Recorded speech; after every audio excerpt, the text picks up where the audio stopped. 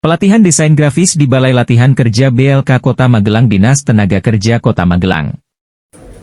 Yang satu produknya rayon, membandingkannya dengan fotokopi, dia tidak ikut masuk.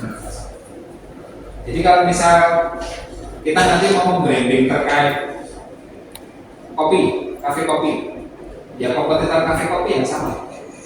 Jangan kemudian karena di situ tidak ada kampus, tidak ada tempat nongkrong, ya tidak kuat. Jadi kalau kopi, coba cari di sekitar itu. Misal jangkauannya 5 kilo dari situ. Ada enggak kafe kopi yang lain? Nah, kita melihat dari kafe kopi yang lain itu kira-kira di sana punya keunggulan apa sih orang?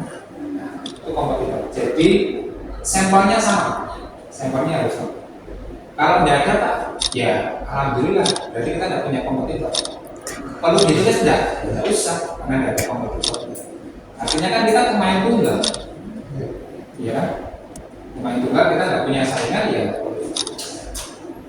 Silakan menentukan jarak. Jadi dari produk yang kita jual di situ, kira-kira radiusnya berapa? Untuk kita menentukan, oh di situ ada kompetitor atau tidak. Nah, nanti biasanya ada sesi untuk konsultasi kita dengan klien. Pak, ini kira-kira pangsanya mau di mana saja? Oh, Magelang. Ya berarti di Magelang. Radiusnya di situ. Jangan keluar dari situ. Di Temanggung ya Pak, banyak. Udah, kita hanya pemasarannya di Magelang. Oh ya berarti orientasinya hanya di. Oke. Bisa nggak Pak, kalau kompetitor itu bukan satu item yang sama tapi satu jenis yang sama? Nggak apa-apa, asal barangnya sama. Misal kayak di sebelah coffee shop itu ada kedai teh gitu, itu bisa jadi kompetitor nggak? Nah, produk yang kita jual beda, cuman kan itemnya sama-sama minuman gitu Pak, cuman jenisnya berbeda. Nggak, maksudnya gini, kita fokus di penjualan apa? Kopi. Kopi. Di warung itu ada kopinya Nggak ada. nggak ada, ya berarti bukan kompetitor. Jadi sampelnya harus sama. Kalau kita mendirikan CV umroh Haji Plus di ring 2 km ada, tapi biro perjalanan wisata. Dia tidak punya akses ke sana. Cuma muter-muter Jakarta, Bandung, Surabaya, Malang. Nah itu kan tidak kita anggap sebagai kompetitor karena produknya tidak sejenis. Jadi yang sejenis ya. Dan itu pun nanti radius dari toko yang klien yang kita bantu untuk mempromosikan, kita share aja kira-kira mau berapa sih jarak dari situ kompetitornya, kita menentukan. Jadi produk yang kita jual hanya di kota saja ya, berarti hanya di kota saja. Kita tidak perlu sampai ke Mertoyuda, tidak perlu sampai ke Batu, tidak perlu sampai ke Tegal. Jadi dilihat di situ kompetitornya. Kalau tidak ada, ya sudah tidak perlu ditulis. Karena kita pemain juga. Oke, lagi. Oke, turun di bawahnya. Do and done. Tuliskan apa yang boleh dituangkan ke dalam konsep desain dan apa yang tidak boleh. Jadi kemarin kita sudah belajar sedikit banyak terkait ini. Warna utama biru dan atau abu. Artinya dunia yang boleh berarti warna itu.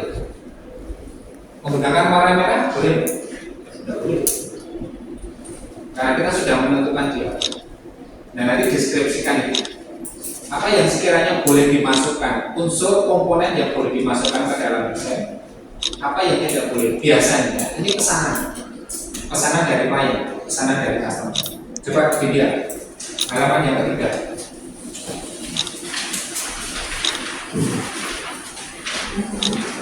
Studi kasus yang pertama. Jadi perusahaan Yaspin Farmasi itu perusahaan yang bergerak di bidang apotek, tempat praktek dokter bersama klinik dan lab. Industrinya kesehatan apotek. Turun ke bawah, bagian warna yang diinginkan: orange, hijau, putih dan abu-abu. Berarti itu nanti masuk apa yang boleh dimasukkan unsur warnanya. Hindari warna hitam kelam. Berarti itu downloadnya, download. Nah, nanti ini dideskripsikan, dituangkan ke dalam formulir tadi yang sudah saya set gitu ya. Itu ya. Ada pertanyaan? Oke, terus visual reference. Visual itu apa? Tampilan pandangan. Deskripsikan informasi terkait bentuk desain yang akan kita buat. Apakah desainnya itu simple, minimalis, kontras? Kalau misal kita disuruh membuat flyer, apakah hanya teks saja? Atau bisa menggunakan tambahan? Jadi itu dideskripsikan secara lengkap. Contoh, di bagian studi kasus yang suka lihat tadi, visual referennya balance, berarti ada keseimbangan.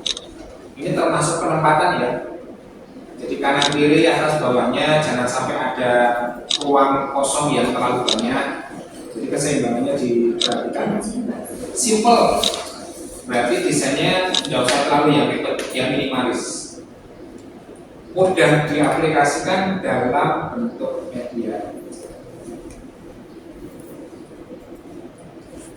Oke.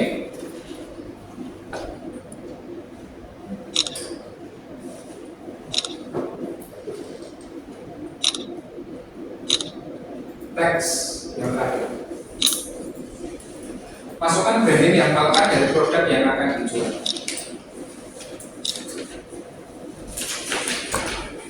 Di studi kasus yang pertama,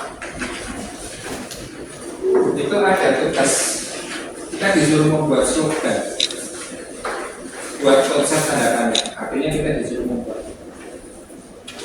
Nah, terkait industri farmasi, apotek, dokter bersama, klinik, lab. Nah, kira-kira slogannya apa? Datang sehat, pulang sakit gitu. Oh, berbalik. Berarti enggak ngatur.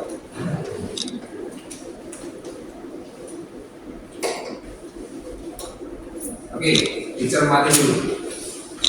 Di-compare, dibandingkan antara keterangan di halaman 1, kemudian aplikasi, contoh aplikasi di halaman kedua.